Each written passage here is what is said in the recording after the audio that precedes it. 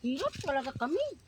Ibig sabihin po, pag nagba dito, mataas talaga. Aray anak, yung bahay ko yan, yung Yan. side niya. Abot. Abot. Ayan po, mataas Kasi- talaga yung baha dito. Ang nangyari dito, noon, Ayan po ang yung baha binabaha. dito lang, sa may baba na ito. Mag-overflow man, pero hanggang dito lang yan, anak. Ngayon, ang problema, yung recrap dyan, basag-basag na.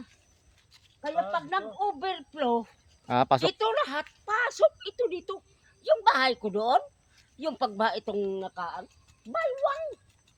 Dito talaga nagadaan sa may mga basag-basag na ano. Reprap, dapat pala ang reprap dyan, ano, ayos. Yung recap yung ano yung gapan.